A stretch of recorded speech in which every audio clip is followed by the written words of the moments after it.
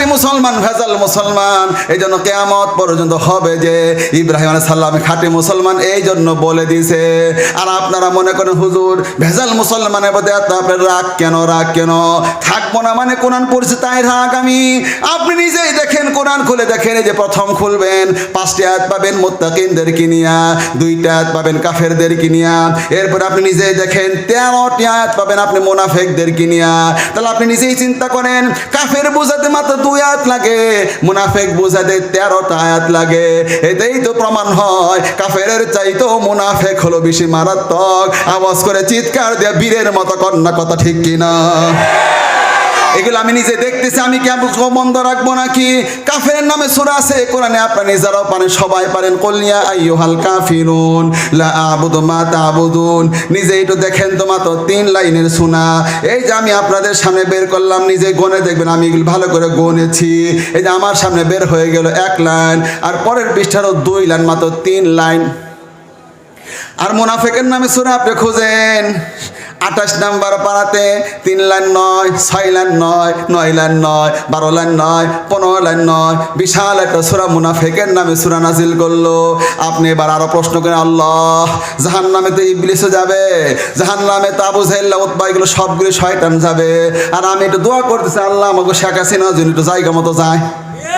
ওই যে জ্বালানে জ্বালাইছে রে বাবা, রে বাবা, আমরা নিজেরা জানি কত বিপদে ছিলাম আমার প্রিয় ভাইরা। সেজন্য একটু ভালো করে বুঝুন। তবে আবার জানতে চাইলাম, আল্লাহ জাহান্নামের সবচেয়ে তলদেশটাতে কে যাবে? তখন 5 নাম্বার পারাতে বলে দিয়েছে, ইন্নাল মুনাফিকিনা ফিদ দারকিল আসফালি মিনান নার। জাহান্নামের সবচাইতে তলে মুনাফিকটা বসবাস করবে। তাহলে পরিষ্কার হয়ে গেল মুনাফিক হলো সবচাইতে মারাত্মক। এবার আমাকে একজন প্রশ্ন করলো, হুজুর এখান থেকে হুজুর আমি হিন্দু দেখতে চাই। তারা আমি বলবো তুমি ইন্ডিয়াতে চলে যাও, সেখানে হিন্দুর কোনো অভাব নাই। পাশের থেকে একজন বললো, হুজুর আমি ইহুদি দেখতে চাই। তখন তাকে বলবো তুমি ইসরায়েল চলে যাও, ইহুদির কোনো অভাব সেখানে নাই। আর একজন বললো, হুজুর আমি তো দেখতে চাই, বৌদ্ধ দেখতে চাই। তাহলে যাও মিয়ানমার যাও, সেখানে বৌদ্ধের কোনো অভাব নাই। আর একজন মাঝখান দিয়ে দাঁড়ায় বললো, হুজুর আমি খ্রিস্টান দেখতে চাই। তখন তারা আমি বলবো America, Canada, Denmark, Finland, Hungary, Sweden, Switzerland, Australia চলে যাও, সেখানে খ্রিস্টানের কোনো অভাব নাই। আর মঞ্চ থেকে আমার কয়, হুজুর এগুলো সব বাদ দিয়ে আমার এই মুনাফিক দেখায় দেন, কারণ মুনাফিকটা হলো সবচাইতে মারাত্মক।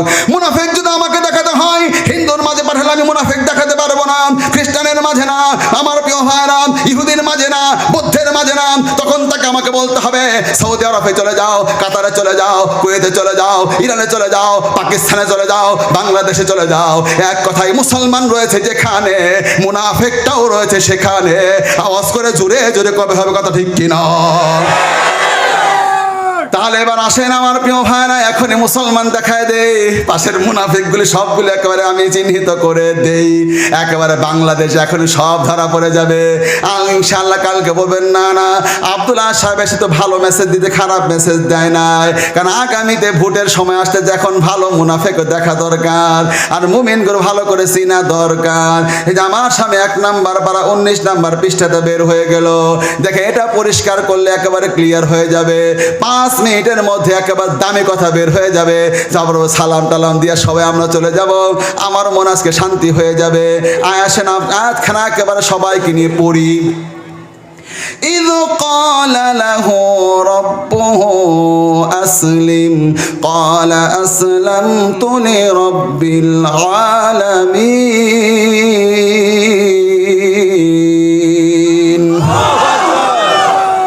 আর যখন তার রব ইব্রাহিমকে বললেন আত্মসমর্পণ করো, ইব্রাহিম আলাইহিস সালাম সঙ্গে সঙ্গে বললেন আমি বিশ্বজাহানের প্রতিপালক আল্লাহর কাছে আত্মসমর্পণ করলাম। একটু কষ্ট দিয়েছি, সবাই আর কষ্ট দেব না, একটু আমার মতো হাত তোলেন, কারণ আওয়াজ করবেন না, একজন হাত নিচে রাখেন আলহামদুলিল্লাহ। এবার সবার হাতটা নামান, দেখবেন আলোচনা ভুলবেন না। এই যে আমি যেমন আত্মসমর্পণ করেছি, পুলিশ এসে বললো আত্মসমর্পণকারী ডান দিকে যাও, আমি ডান দিকে যাব, বাম দিকে যাও, আমি বাম দিকে যাব, সামনের দিকে যাও, আমি সামনের দিকে যাব। পুলিশ বলবে যা, আত্মসমর্পণকারীও করবে তা। এবার আসল মুসলমান বলা হয় কাকে? রব বলবে যখন যা, গোলাম করবে তখন তা। এমনটা করতে পারবেন যিনি, আসল মুসলমানটাও হতে পারবেন তিনি। আওয়াজ করে চিৎকার দেয় কোন কথা ঠিক কিনা? এই যে আমি নিজে আপনাদেরকে দলিল দিছি, বহু দলিল দিতে পারতাম। একটু আগে বললাম ইবলিস আল্লাহর বিশ্বাস করে, ইবলিস আল্লাহর কাছে ফরিয়াদ করে। আবু জেহেল উতবা সাহেব আল্লাহর ব্যাপার বিশ্বাস করে, আসমান জমিন তারা বানাইছে। তাই বিশ্বাস করলো হলো কি? মূল সত্য হলো রব বলবে যখন যা, গোলাম করবে তখন তা। আমার প্রিয় ভাইরা, এইটা না হলে তো মুসলমান হওয়া যাবে না। এবার ইব্রাহিম আলাইহিস সালাম আত্মসমর্পণ করলো। আল্লাহ এবার ইব্রাহিমকে বলল, ও ইব্রাহিম, আত্মসমর্পণ করেছ, এখন আমি তোমারে বলবো যা, তুমি এখন করবে তা। যাও তোমার ছোট্ট বাচ্চাটাকে, বউটাকে মরুভূমিতে ফেলে দিয়ে আসো। কিছুই করার নাই, মরুভূমিতে বউটাকে ছেলেটাকে রেখে চলে আসতেছে। অমন সময় হাজেরা পিছন দিক থেকে বলতেছে, ও ইব্রাহিম, আপনার মতো ভালো হৃদয়ের মানুষ তো হয় না। কোরআন নিজে বলেছে 12 নম্বর পারাতে, ইন্না ইব্রাহিম আলা হালিমুন আওয়াহুম মুনিব, আমার ইব্রাহিম বড় কোমল হৃদয়ের অধিকারী। কোরআনের 4 নম্বর পারাতে আমাদের বিশ্বনবী হৃদয় নিয়ে বলেছেন, فبما رحمة من الله لنت لهم ولو كنت فظا غليظ القلب لانفضوا من حولك। হে নবী, তোমার কলিজা একেবারে নরম বানিয়ে দিয়েছি। তোমার কলিজা যদি শক্ত হতো, চতুর্দিক থেকে মানব সব ছিটকে চলে যেত। তাহলে এই হৃদয়গুলি ছিল একেবারে পৃথিবীর সেরা সেরা হৃদয়। আপনি চিন্তা করতে পারেন, এত সেরা হৃদয় হওয়ার পরে নিজের ছেলেটাকে মরুভূমিতে, একটা মানুষ নাই, একটা বাড়ি নাই, একটু খাবার নাই, একটু পানি নাই, রেখে দিয়ে চলে আসতেছে, নিশ্চিত মরে যাবে। পিছন দিয়ে হাজারা বলছে, ও ইব্রাহিম, আপনি এমনটা কেন করে গেলেন?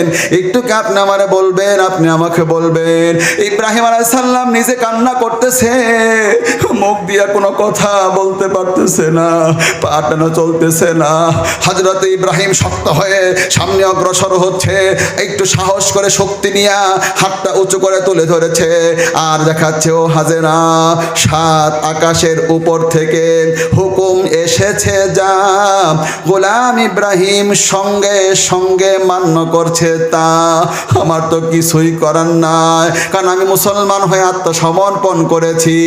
এবার ইব্রাহিম আলাইহিস সালাম চলে গেল।